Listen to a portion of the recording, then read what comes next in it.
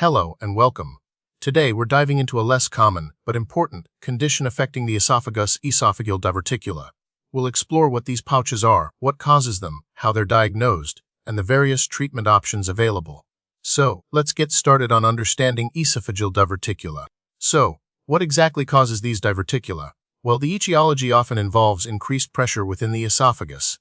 This pressure, over time, can weaken the esophageal wall, leading to the formation of a pouch-like protrusion. Some common contributors in conditions that affect esophageal motility, like achalasia or esophageal spasms. Swallowing disorders where food doesn't pass smoothly into the stomach can also increase pressure. In some cases, external trauma or previous surgeries in the area can be implicated as well. Think of it like a tire. Continuous overinflation weakens the tire wall and creates a bulge.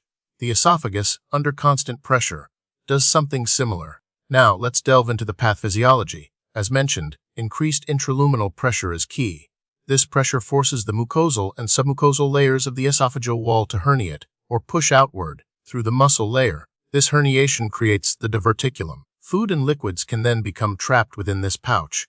This trapped material can then ferment and decompose, leading to inflammation and further complications like ulceration, bleeding, and even aspiration into the lungs. The size of the diverticulum often correlates with the severity of symptoms. Esophageal diverticula are considered relatively rare, making accurate epidemiological data somewhat limited. However, they tend to be more prevalent in older adults, particularly those over 60. Certain types, like Zenker's diverticulum, have a slight male predominance. Geographic variations also exist, with some regions reporting higher incidences of specific types of diverticula than others. This may be due to variations in diet, prevalence of underlying esophageal motility disorders, or access to medical care.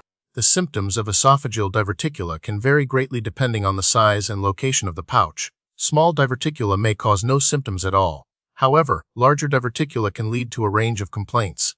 Common symptoms include dysphagia, or difficulty swallowing, regurgitation of undigested food, sometimes hours after eating, chronic cough, especially at night due to aspiration, halitosis, or bad breath caused by the trapped and decomposing food, and a feeling of a lump in the throat. Less common symptoms include chest pain, weight loss, and hoarseness.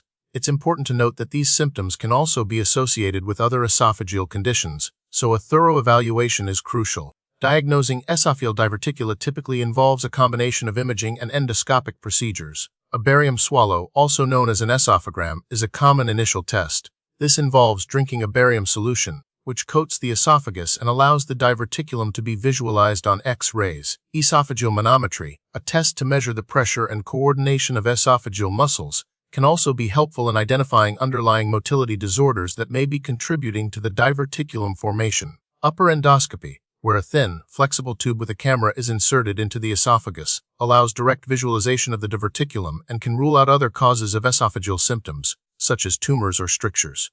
In some cases, a CT scan may be used to provide more detailed imaging of the esophagus and surrounding structures. Esophageal diverticula are classified based on their location. The most common type is Zenker's diverticulum, which occurs in the upper esophagus, specifically at the junction of the pharynx and esophagus. Midesophageal diverticula, also known as traction diverticula, occur in the middle of the esophagus, often near the carina, or the point where the trachea splits into the two main bronchi. These are often associated with inflammation in the surrounding mediastinum.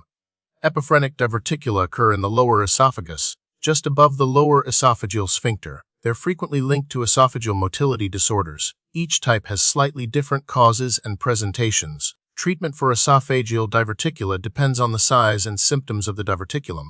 Small asymptomatic diverticula may not require any treatment at all. However, larger, symptomatic diverticula typically require intervention. Treatment options range from lifestyle modifications to surgical intervention. Lifestyle modifications may include eating smaller meals, chewing food thoroughly, and avoiding eating late at night.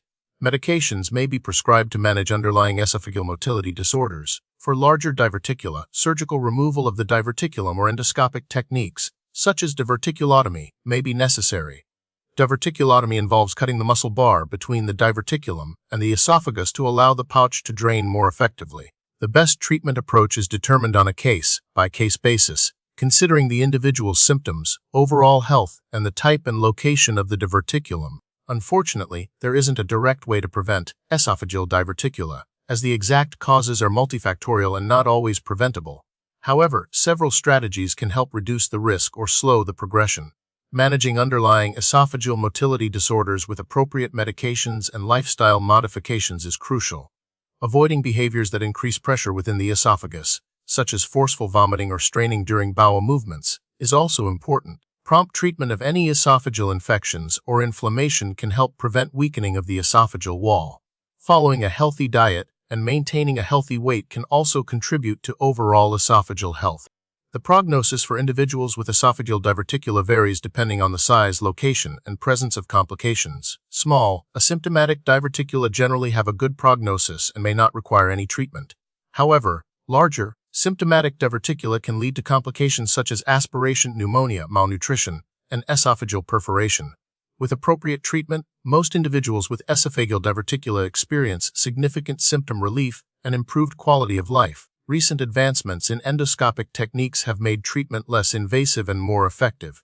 Researchers are also exploring new medications and therapies to better manage underlying esophageal motility disorders that contribute to diverticulum formation. Furthermore, studies are also focusing on identifying genetic predispositions for esophageal diverticula to facilitate early diagnosis and preventative strategies.